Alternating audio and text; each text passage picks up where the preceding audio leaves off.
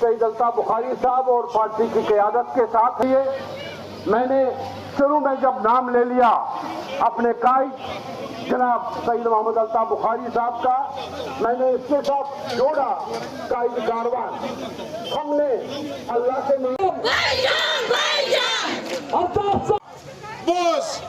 بوز مین بینی سر پکر پتہ گوڑ بوزو. اگر الطاف صاحب تو اپنی پارٹی سے درامس ایسی نا یمن 30 ساسن من آسان 50 ساس نیبرم لگم یہ احساس کر کہ ہندوستان ست اگر تک فیصلس پہ آج تھی کیوں دھوکہ لکن بہ ونو پدر ہمارا مقدر ہندوستان کے ساتھ 1947 میں جڑ چکا ہے اور کوئی بھی طاقت اس کو کمزور نہیں کر سکتی ہے. جن لوگوں نے ہمیں دھوکہ دیا انہوں نے ہماری جانوں کا نذرانہ اس دھوکے سے لیا اور کچھ نہیں دیا. کبھی بھی یہ ممکن نہیں تھا کہ جموں کشمیر ہندوستان کا حصہ نہ رہتا، لیکن ان لوگوں کو اپنی سیاست پکانی تھی. اپنی سیاست اور اپنی اقتدار کے لیے انہوں نے لوگوں کو دھوکہ دیا. آج اگر ہم ان سے پوچھیں گے کیا کیا انہوں نے، 60 برس ایک جماعت رہی، 20 برس دوسری جماعت اقتدار میں رہی. اپنے گھروں کے بنا کیا کیا انہوں نے؟ مجھے بتاؤ، کیا وہاں ایک عام ورکر ان پارٹیوں میں صدر بن سکتا ہے؟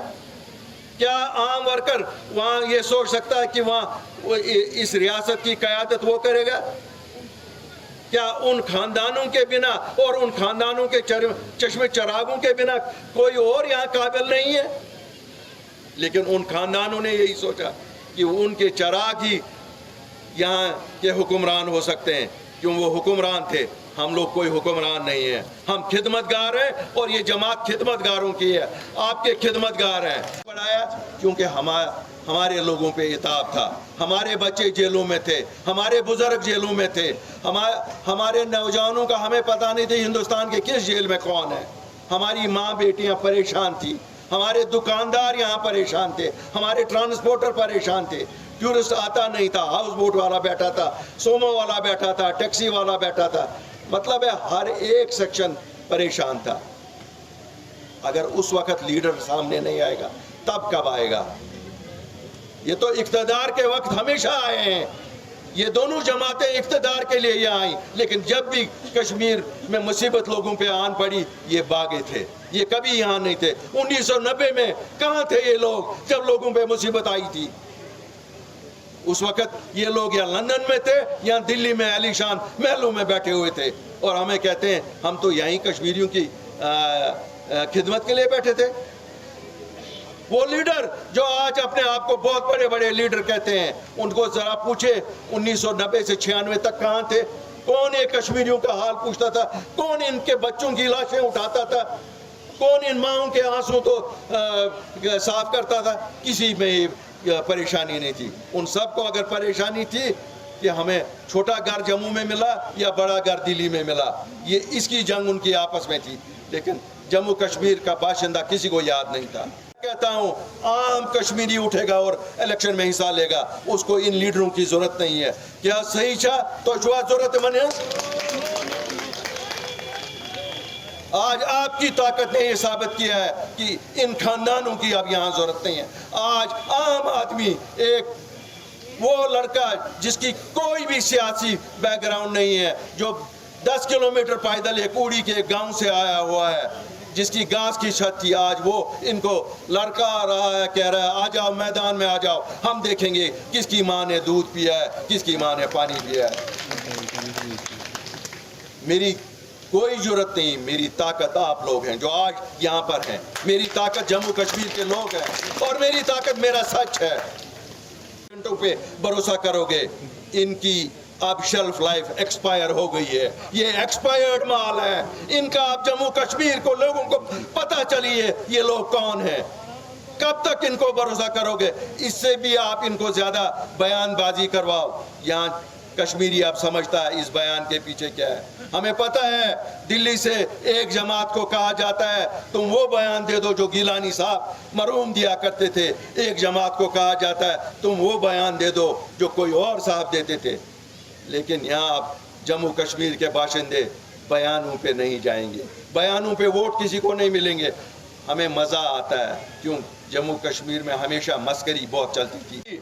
ये मैं ना नेशनल टीम PDP वाली मैं आनो वो वरी आती बिकरानो दो ड्रामा एक दो वनानो एकस लेक कडित बेक दो वनानो बेकस लेक कडित मगर असली कथा हवान के असना हुत वोट ते तोय असना तुतना इस वोट असना आइने वोट मांगने थी मगर ज चीज कई बाकी करिन अल्लाह ताला रुत अदालत वलती दीतन बाय सनसी हकस मज उनको खुदा ताला दिए नजात। अगर अदालत दीती न कि अस ओन बचाव थो डिफेंस थो सैलाब और आमुत अत दित ठोर बंड दितुस तुत ठोर दितुस यम सतन बचाव गई बचन मिलन नौकरी तमन मिलन ये सह बना पुलिस चीफ क्या यमी सर्विस मगर यह तरीक कह बुढ़ बब चूक दिवान तुलित दपान चूक के एक दो तेल तुह सतन यह कर ये चुना इंसाफ ही कुछ 90 में कोई तहरीक के साथ निकला तो आज आप उसको वो शेर और बकरी का किस्सा सुना रहे हो, क्योंकि तुम्हारी माँ ने पानी पिया हुआ है यहाँ तो शेर हमेशा बकरी का शिकार ही करता रहेगा। ये कोई अच्छी बात नहीं है, ये कोई अच्छी बात नहीं है कि आप बुजुर्गों को नौजवानों को आप अधेड़ उम्र के लोगों को थानों में बंद रख रहे हैं। मैं जम्मू कश्मीर पुलिस के इन सभी अफसरों और थानेदारों से गुजारिश करता हूं जो लोग आपके पास हैं इनको मेहमानों की तरह, क्योंकि ये कोई मुजरिम नहीं है, ये किसी चीज़ के मुजरिम नहीं है, ये हालात के मुजरिम हैं। और सुबह कहते हो गिरफ्तार करो सबको, ये कौन सा इंसाफ है? ये किस जगह का इंसाफ है? हमारे बच्चे मेहनत करते हैं और फिर रिटन टेस्ट में पास होते हैं, लेकिन जब सिलेक्ट हो जाते हैं आप कहते हो अब हमारा CID वाला वेरिफिकेशन नहीं देगा। CID वाला खुदा साहब बन गया यहाँ।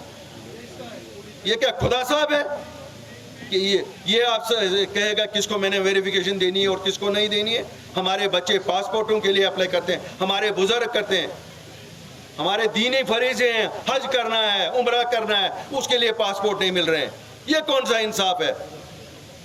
यहाँ हमारे मुलाजिम जेन्युइन डिमांड कहते हैं, कोई कहता है हमारी प्रमोशन रुक गई, कोई कहता है हमारा GP फंड। यहाँ GP फंड के लिए भी नया तरीका है, कहते हैं वो अफसर कहता है मुझे चेहरा दिखाओ, अपना GP फंड और चेहरा दिखाओ मुझे। ये चीज़ें बंद होनी चाहिए, इन चीज़ों से नहीं चलेगा। और अगर ये चीज़ें बंद नहीं करेंगे तो फिर मैं LG इंतज़ामिया से कहता हूँ शायद हम भी बहुत देर तक लोगों को रोक नहीं सकेंगे। Deshbhagat university Punjab courses offered PhD, post graduate, under graduate, PG diploma, certificate. Contact us for admissions.